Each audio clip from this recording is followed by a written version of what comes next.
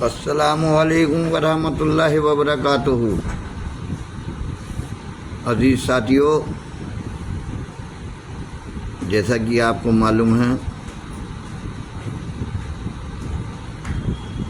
कि मैं उम्रे पे गया हुआ था, उम्रे से वापस आया 15 तारीख को। उसके बाद थ्रोट इन्फेक्शन की वजह से और बुखार की वजह से मैं रूबरू नहीं हो सका, लेकिन मैं एक एक बात से रूबरू हूँ। चाहे वो हमारे डेली वेजर रिवॉल्विंग फंड वालों का एक्सटेंशन का मामला हो या स्क्रीनिंग कमेटी का मामला हो या डेली वेजर के पैसे बढ़ने का मामला हो। लेकिन मैंने आते ही 16 तारीख को, क्योंकि एक महीने में बाहर रहा तो मुझे अंदर का नहीं मालूम था, लेकिन मैंने 16 तारीख को ही मालूमात करके ये पता लगाया कि क्या चल रहा है। तो जैसे कि खबर मिली कि 17 फरवरी के मिनट्स को हमारे रजिस्ट्रार साहब ने जो मिनिस्ट्री भेजा, उसमें शायद कोई लेटर भी लिख के भेजा, और जो हाई पावर कमेटी की रिकमेंडेशन थी उस पर कोई उन्होंने सवाल भी करा। उसका जवाब अप्रैल में आया, और ये आया कि उमा देवी के जजमेंट में बियॉन्ड 2006 आप रेगुलराइज नहीं कर सकते। देखिए, स्क्रीनिंग और रेगुलराइजेशन में फ़र्क है। स्क्रीनिंग एक सिलेक्शन प्रोसेस है और regularization in the light of Uma Devi, उसमें कोई सिलेक्शन प्रोसेस नहीं है, वो डायरेक्ट कंफर्मेशन है। तो सरकार ने रेगुलराइजेशन पे क्वेश्चन मार्क करा है, स्क्रीनिंग पे क्वेश्चन मार्क नहीं करा। दूसरी बात यह है कि टेक्निकल बात यह है कि मार्च में एजुकेटिव काउंसिल ने उसको पास करा स्क्रीनिंग कमेटी को।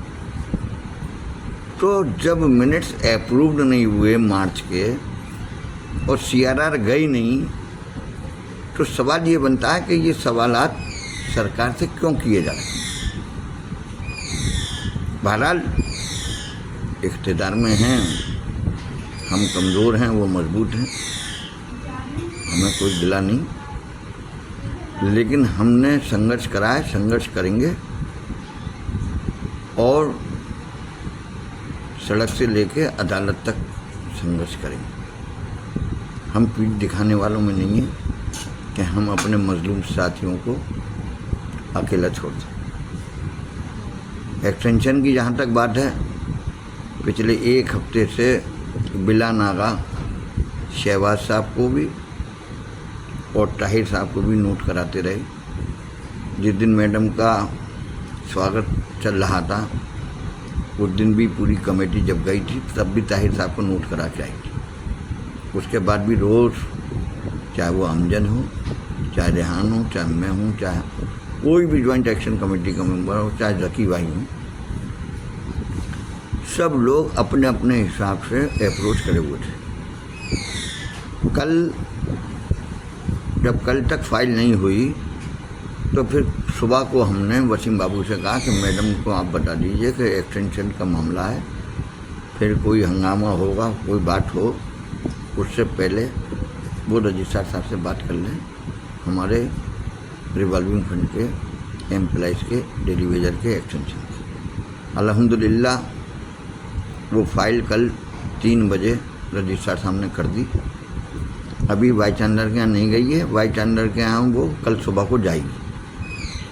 वसीम बाबू से बात हो गई है, इंशाल्लाह पहुँचते ही वो भी हो जाएगी। इंशाल्लाह तनख्वाह नहीं रुकेगी। ज्वाइंट एक्शन कमेटी आपकी ज्वाइंट एक्शन कमेटी ने आपकी लड़ाई लड़ी है और आगे भी लड़ती रहेगी।